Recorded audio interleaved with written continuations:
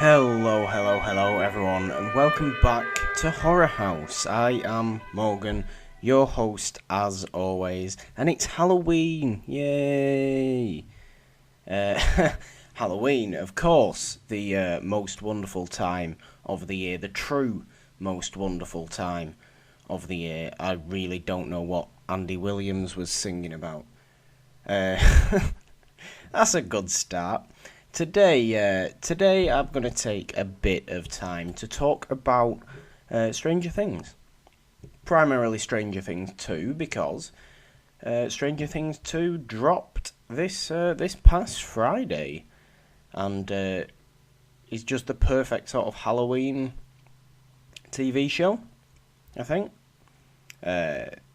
So yeah, I'm just going to give a few, some sort of spoiler type stuff sprinkled in as well. So full disclosure, I will be talking potentially some spoilers for Stranger Things 2 in this episode. So if you haven't watched Stranger Things 2, go and watch Stranger Things 2, because I'm sure you'll be thoroughly entertained. And then come back and listen to this, if you want to. Of course, nobody's forcing you. But yeah, Stranger Things 2. I feel like I've got a weird relationship with Stranger Things, because I feel like when the first season came out last summer of 2016. It was such a huge sort of... It was the TV show of that summer. Nothing else came close to it. I mean, maybe Game of Thrones, okay. But, mind you, Game of Thrones was a bit earlier, I suppose. But certainly, I'd say, when did it come out? Maybe it came out in August 2016. The first season of Stranger Things, I want to say. But what I find very interesting about it as a TV show, or just as a piece of pop culture, is that it seems to have become event television already. Its second season dropped last Friday, and it seems absolutely everyone was watching it. Like, to the level of something like Game of Thrones, where just that many people watch it as soon as they possibly can. I mean, that's great. I think it shows not only does it show the sort of quality that Stranger Things does have, definitely, and the enjoyment that near enough everyone gets from watching it, but it shows a real sort of fondness for the subject matter. I think the fun scariness of Stranger Things, and that's always a good thing to see. It's always great to see when somewhat horror-based things get are talked about more, and you've seen that obviously with it last month as just being like a hugely sort of mainstream horror film, and Stranger Things is a hugely mainstream horror-ish television series. I say horror-ish because, it's not necessarily scary. But, mind you, having said that, I didn't feel that it was particularly scary either. But I digress. That's not what we're talking about today. I will actually mention, before we do properly get into the discussion, that at the end of this episode we have a follow-up interview from around this time last year was the first time we had this guy on. Writer director of Tonight She Comes, Matt Stuertz, was good enough to let me speak to him again for about 10-15 minutes, I think it is, and about what's been happening with Tonight She Comes over the past year since its premiere here in Manchester. It's a wonderfully wacky and bizarre horror film, and I'm sure many people know just how much of an advocate I have been for this film, and I'll let Matt say more about it in the interview later on, but definitely stick around for that. But yes, Stranger Things, okay, primarily Stranger Things 2.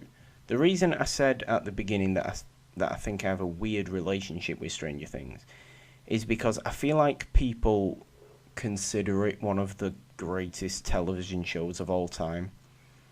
I feel like people already put it up there, and I feel it is, I don't want to say nowhere near there, but it's not.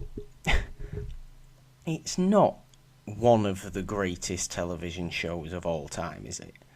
If we're being perfectly realistic and reasonable with ourselves, is Stranger Things up there with the likes of The Sopranos and Game of Thrones, and for those who enjoyed Breaking Bad, that is an unpopular opinion. I don't think it is. It's an incredibly entertaining show. It's an incredibly well-made show. It's a very, very, very strong show in all aspects of it. But or at least I don't feel as much love towards Stranger Things as a lot of people seem to already, and that's slightly weird. Or at least I think that's slightly weird because of, sort of the fun but scary tone that is Stranger Things. It's honestly, it is very similar to my feelings towards it, like I brought up a couple of minutes ago. It's very similar to my feelings towards it, because I feel like everyone loved it, and I was just like, yeah, it was good. And while I have a stronger reaction to Stranger Things than, yeah, it was good, I wouldn't, my reaction to Stranger Things is, yeah, it's great, watch it now. I'm not falling off my chair going, oh my god, this is the greatest show in the history of television, like I feel some people are. And maybe people don't think that the outpouring of love for Stranger Things is a bit too much. Maybe people don't think that, but I think I do. I, by all means, I don't want to sound cynical. I don't mean to sound cynical, because it is a wonderful show. But all I'm trying to say is that I don't agree with it's one of the greatest television shows of all time. I just don't agree with that personally. And there's perhaps an unpopular opinion. But what Stranger Things 2 does very well, to be honest, is follow up from the first season. And I was happy with finishing the first season as a show. Just leave it at 8 episodes and then make no more Stranger Things. I don't think they were going to do that after it blew up like it did. Maybe if it hadn't been quite as popular, I could have seen it, sticking with that great 8 episodes. But we get a second season, and I've heard we're getting 5 seasons. I'm really not so sure about that. despite the fact that I've very much enjoyed the first 2 seasons. And like I was saying, what Stranger Things 2 does really well is follow up from that first season. Nothing feels forced. I think the acting, if anything, has got stronger, which is great. Especially, I mean, David Harbour was a bit of a powerhouse actor in the first season anyway. But I think even he steps it up this season. Winona Ryder is still great. I'd like to say, now I've seen a lot of things surrounding the guy who plays Will, Will Byers, Noah Schnapp. I've seen a lot of things around him that's saying like, oh my god, he's phenomenal in this season. He's good in this season. He's very good in this season. He has a lot more to do in this season, of course. He's not in the Upside Down for all the season like he was in the first. He definitely has to give more of a performance, and he does so very, very well. It's none of the kids come close to Finn Wolfhard for me, though. None of the kids come close to him. Millie Bobby Brown doesn't come close to Finn Wolfhard for me. I believe everything that Finn Wolfhard says. And that's not necessarily the case with everyone else. I think Millie Bobby Brown comes the closest, certainly, because she has obviously a lot to do and quite a heavy emotional arc throughout both seasons. Especially this one, actually. Eleven's storyline got interesting.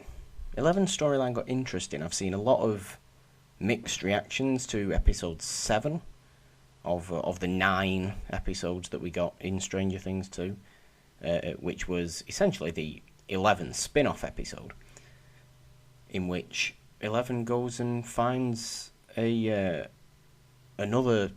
person who is like her. I happen to really like that episode. Maybe because I'm very interested in the powers of 11 and stuff like that. I like the idea that there are more people like 11 that have gone through the trauma that 11 went through, and we got that in that episode, and in the cold open, the opening scene of the entire season was actually with that same gang from episode 7 that we obviously didn't know linked until episode 7. But no, I find it really interesting that there's more people out there like 11, and I think for me personally, I think that's a very, very good way of expanding Stranger Things. If they want to carry on with multiple seasons, bringing more people that have the same or similar powers to 11 into it, and doing so in a way that doesn't feel forced. It didn't feel forced at all. It made complete sense. It in fact had quite an emotional impact within the whole story of the season. But if they do want to carry on making seasons of Stranger Things, I think this is the way to expand it perfectly. I really do. Of course, that's not all of Stranger Things 2. The main point, or the main plot of Stranger Things 2 is very similar to the first one. When demons or demonic presences, demogorgons, whatever, start attacking Hawkins, Indiana. And although we don't get the big Demogorgon that we got in the first season. We instead get the Shadow Monster, or to use its name from later on in the series, the Mind Flayer. And yeah, it's just a sort of, I feel like the Shadow Monster itself didn't do a great deal after it, quote-unquote, infected Will. I feel like it didn't do a great deal after that, and we just got, as they were so lovingly referred to by Dustin, Demodogs. We just got an army of them. An army of Demodogs. That, of course, involved Dustin's pet. Dustin's pet Demodog, as we'll say, D'Artagnan, or Dart for short, that he really shouldn't have kept, and essentially Dustin is the reason that that a lot of bad things in this season happened, because if he'd have not kept Dart as a pet, Sean Astin wouldn't have died. I did say there was going to be spoilers in this. I did warn you. Sean Astin comes into this second season of Stranger Things as such a lovable guy. Of course, he's now Winona Ryder's, he's now Joyce Byers', what do you say, boyfriend? But he's just a really sweet guy, and he has his big story. Well, not a big story arc, but big story point come in, I think, the 8th episode. Is it the 8th episode? Yeah, I think it's the 8th episode. When pretty much all the main cast, apart from 11, who is off doing other things, because she's not... 11 doesn't reunite with everyone until the final episode. Or until the end of episode 8. Until the very end, like the last shot.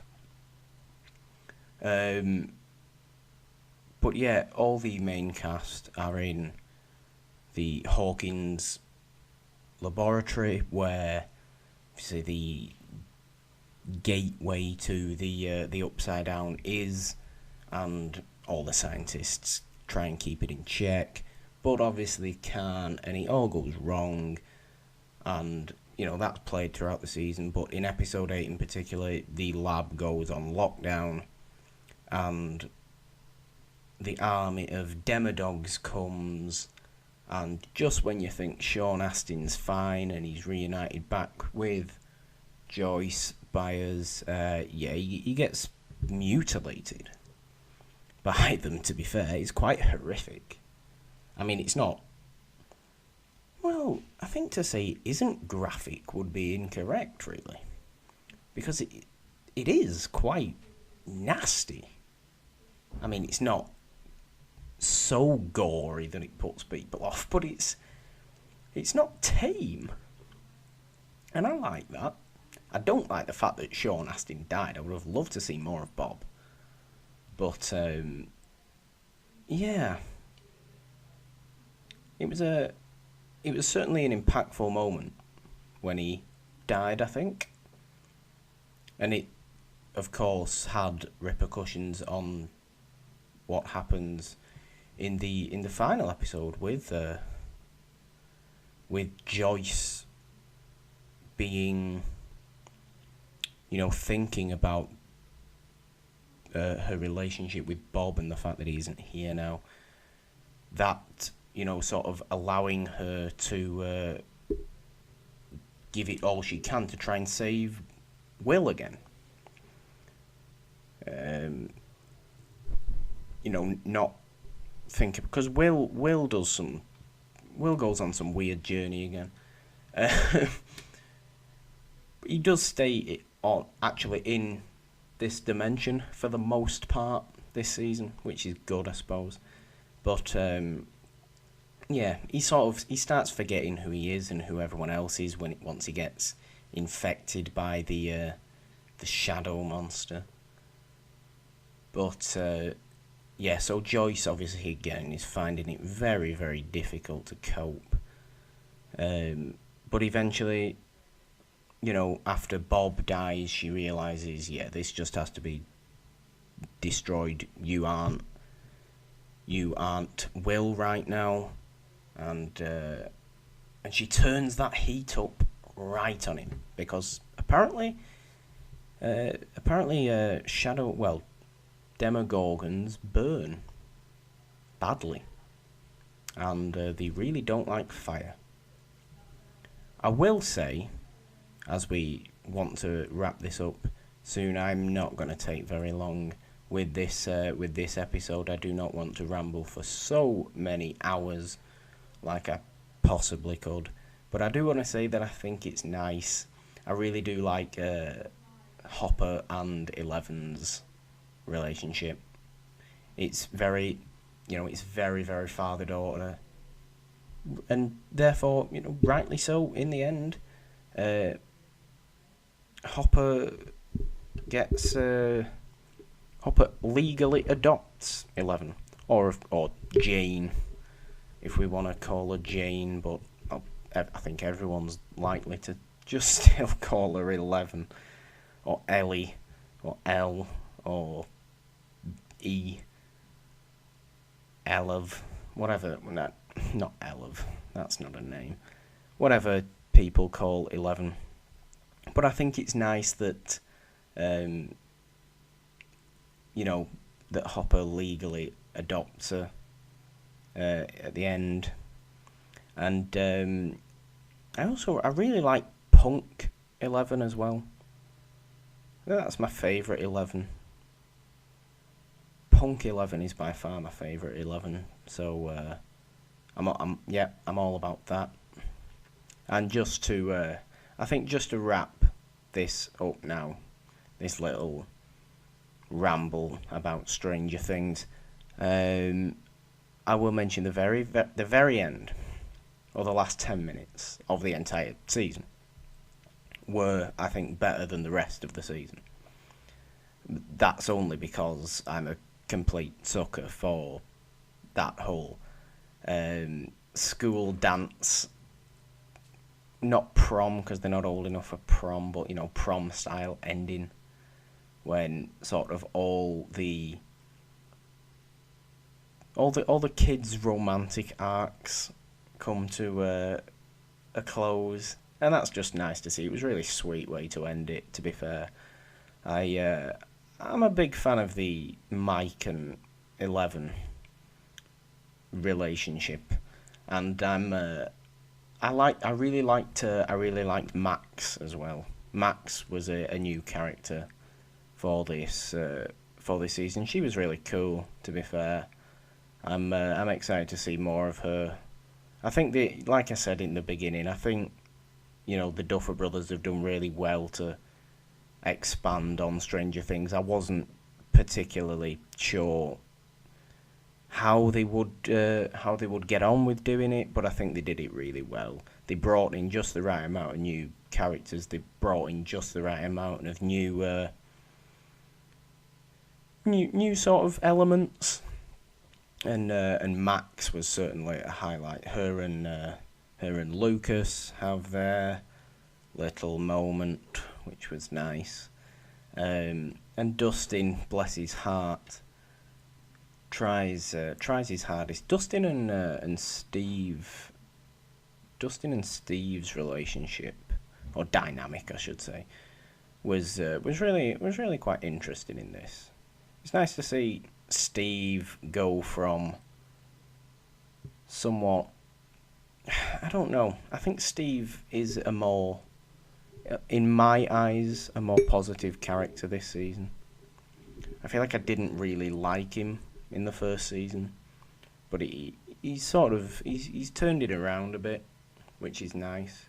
He of course gives Dustin hair care tips that he uses in for the dance, and he looks like the most mid-80s child you've ever seen, and it's wonderful.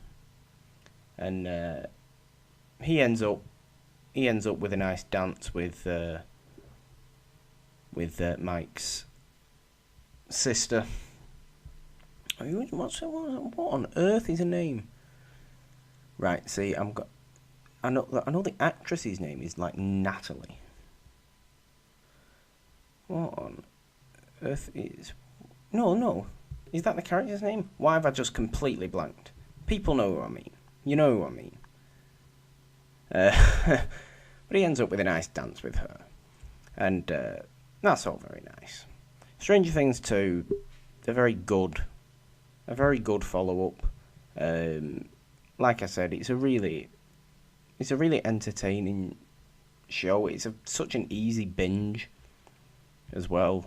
With it not being too long, it's easily done in a weekend. And of course, it was done by pretty much everyone with a Netflix account this past weekend. So I think I'm gonna leave that there. I will say, if you did enjoy this episode, please give it a share around and let me know your thoughts on Stranger Things 2. Let me know your thoughts on Stranger Things 2 on Twitter using hashtag HorrorHousePod. Follow the podcast at HorrorHousePod. Follow me on Twitter at the Purple Don. And I'm not going to say goodbye because I'm going to try and transition us, because I'm not very good with transitions. I need to work on it.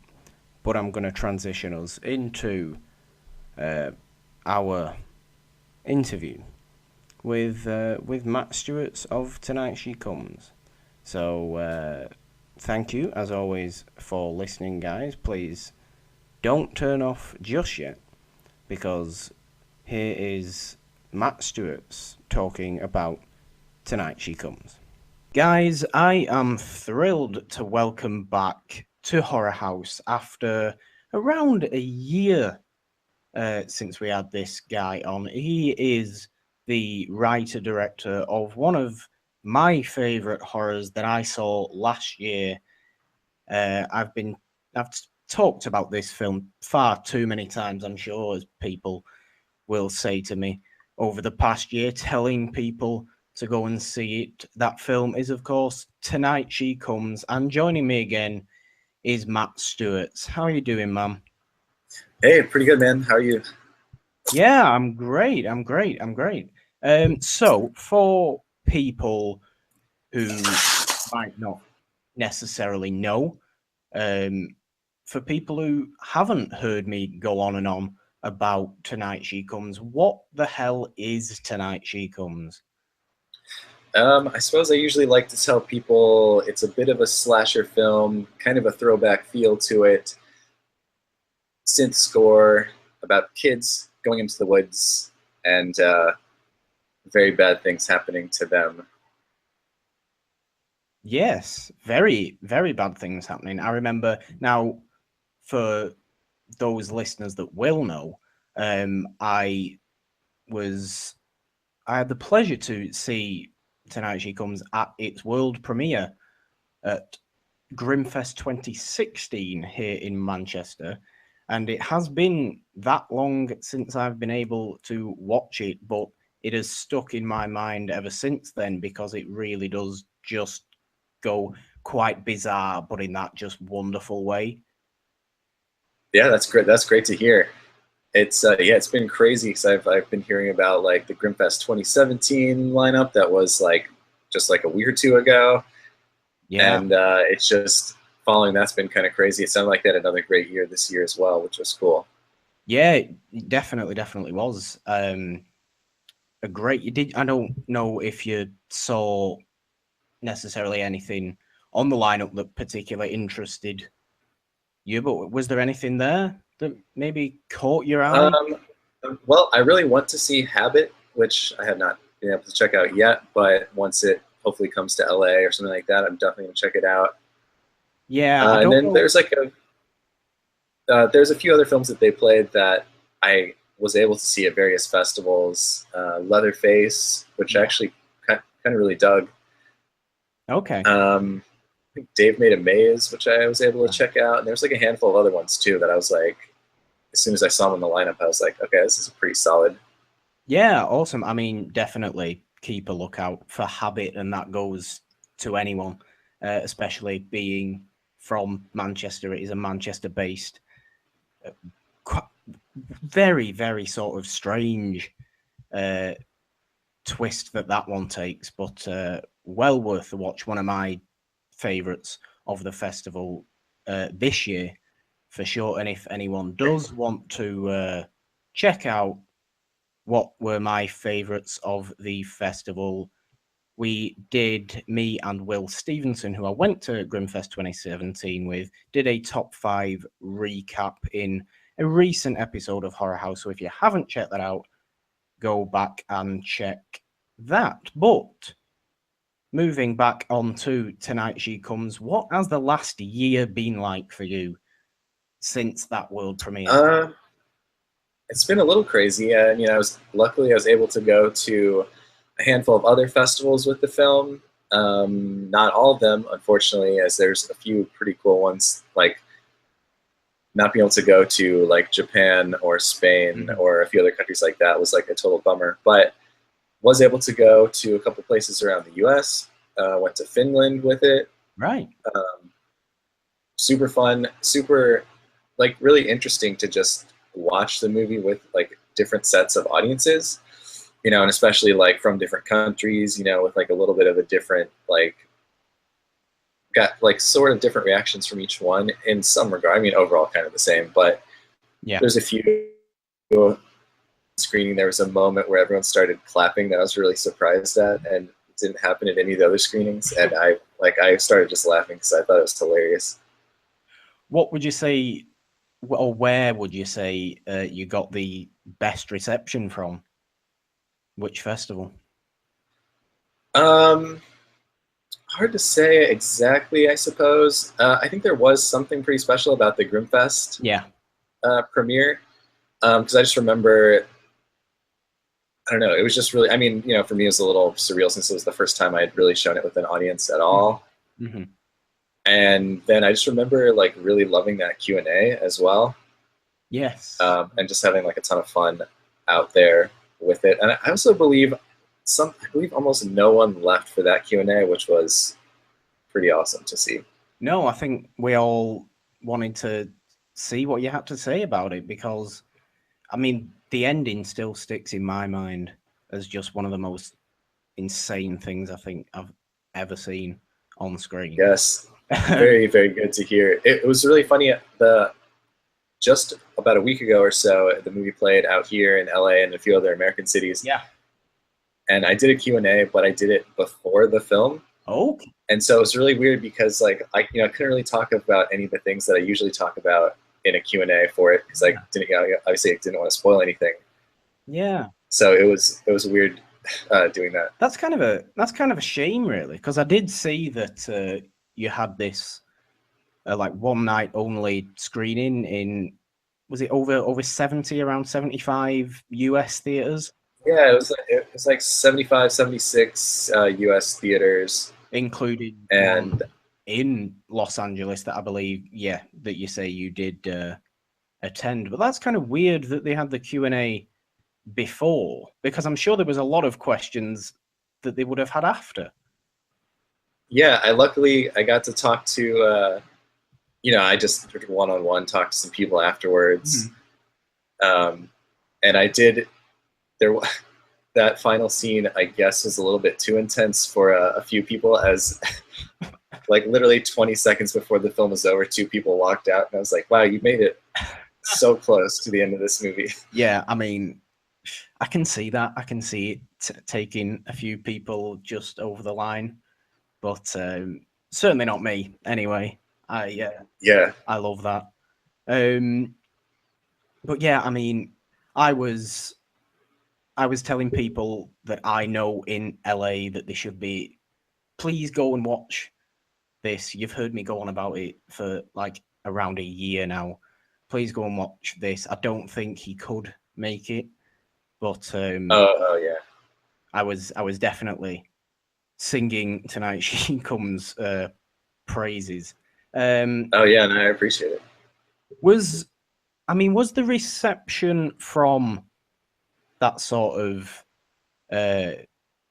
one night only theatre screening in several theatres around the US? Was the reception different from that than it has been at the festivals? Well, it's hard to say exactly because I guess anyone that talked to me, it was kind of the same. I suppose some people could have seen it and just not said anything and hated it, but I don't know. Yeah, like I saw like a few Twitter things from just total random people, you know. I think there were a few that were just like, this was like really weird, and like I don't know, but it wasn't like bad though. Like I even like responded to one, I was like, this is hilarious, and they were just like, it wasn't really the kind of movie I like, but it was good.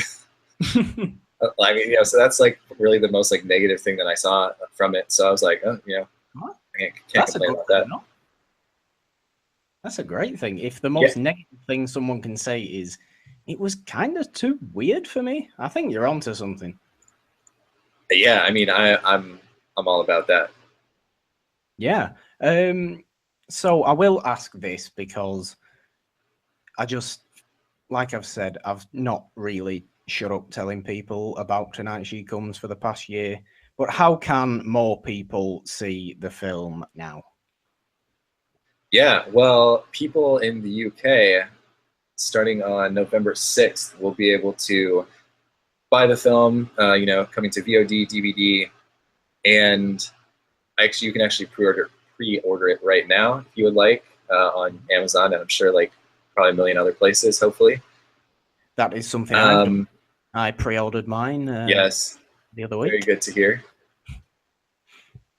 And yeah, so that's and then I know the release date for US as well, but I don't think I can say when it is yet. But I will say it's not super far from now. Okay, awesome. Okay, why the release? I think they're in the US? Yeah, like a VOD, just the full on. Well, yeah. Just like iTunes, Amazon, all that good stuff. Yeah, so please let me know when that is because I'll be sharing. Oh, absolutely, yeah. Hopefully they'll like officially announce that soon. Absolutely. I seriously cannot wait for just everyone to have watched Tonight She Comes and just to talk about the craziness that it is, because I love bizarre things like this, and I know a lot of people do as well. But I will ask, do you have anything new you're working on, or is your life still very much Tonight She Comes focused? It's definitely been a blend over the past year or so. I have a whole bunch of potential things that I've been working on. Two in particular that I'm like really into right now and like actively looking to get started. Okay, what are they? Give me anything?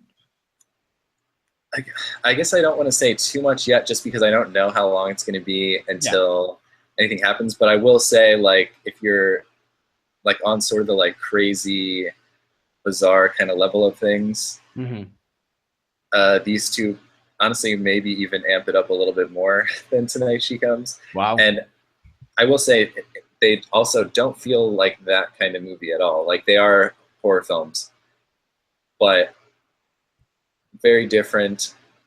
One's kind of like a coming of age. One's kind of a Western. Okay. And it will be interesting to see which one of those happens first. Well, yeah, absolutely. You know, I will look out for anything, any new projects you produce in the future. You know, I will be watching Tonight She Comes the day it arrives in the mail, Yes, excellent.